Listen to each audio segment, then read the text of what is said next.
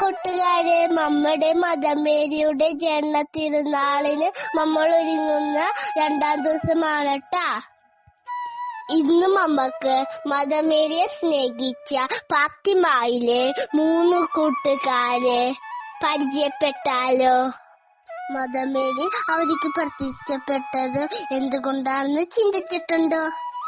അവരെ കാണാൻ നല്ല ഭംഗിയുള്ളത് കൊണ്ടോ, അവർക്ക് കുറെ സ്വത്തുള്ളത് കൊണ്ടോ, അവർക്ക് കുറെ കഴിവുള്ളത് കൊണ്ടോ ഒന്നുമല്ല. പിന്നെയോ അവരൊരുമിച്ചിരുന്ന് പ്രാർത്ഥിച്ചത് കൊണ്ടാണ്.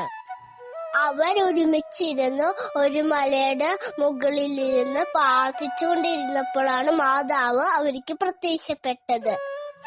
നമുക്ക് ഈ വരുന്ന 8ാം തീയതി മദമേരിയെ കാണണ്ടേ? അതിനായി നമുക്ക് ഒരുമിച്ച് പ്രാർത്ഥിക്കാം. പപ്പയുടെയും മമ്മയുടെയും അനിയന്റെയും അനിയത്തിയുടെയും ഒപ്പമിരുന്ന് നമുക്ക് കുടുംബ പ്രാർത്ഥന ചൊല്ലാം. ഏതെങ്കിലും കൂട്ടുകാരുടെ വീട്ടിൽ കുടുംബ പ്രാർത്ഥന ഇല്ലെങ്കിൽ ഇന്നു മുതൽ കുടുംബ പ്രാർത്ഥന ചൊല്ലാനായിട്ട് തീരുമാനിക്കണേട്ടാ. അങ്ങനെ നമ്മൾ മദമേരിയുടെ സ്വന്തം മക്കളാകും, സ്വർഗത്തിന്റെ പ്രിയപ്പെട്ടവരും. മദമേരിയുടെ സ്വന്തം കുഞ്ഞുമാളു ഉമ്മ. നമുക്കൊരു വചനം പഠിച്ചാലോ? യേശു അവനോട് പറഞ്ഞു, ഇന്ന് ഈ ഭവനത്തിന് രക്ഷ ലഭിച്ചിരിക്കുന്നു. വിശുദ്ധ ലൂക്കായുടെ സുവിശേഷം 19-ാം അധ്യായം 9-ാം തിരുവചനം. ഒരു പുണ്യം അഭ്യസിക്കാം. സ്വന്തമായി വീടില്ലാതെ കഷ്ടപ്പെടുന്നവർക്ക് ഒരു കുഞ്ഞു സഹായം നൽകുക.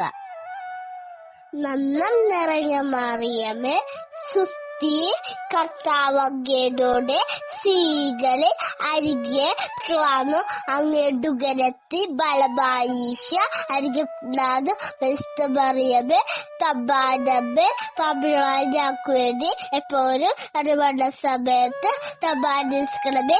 ആമേൻ. ഈശോമിശിഹായുടെ വാഗ്ദാനങ്ങൾക്ക് ഞങ്ങൾ യോഗ്യരാകാൻ പരിശുദ്ധ ദൈവമാതാവ് ഞങ്ങൾക്ക് വേണ്ടി അപേക്ഷിക്കണമേ. മദമേരി, ഐ ലവ് യു. ചക്കര ഉമ്മ, മദമേരിയുടെ സ്വന്തം കുഞ്ഞുമാളു.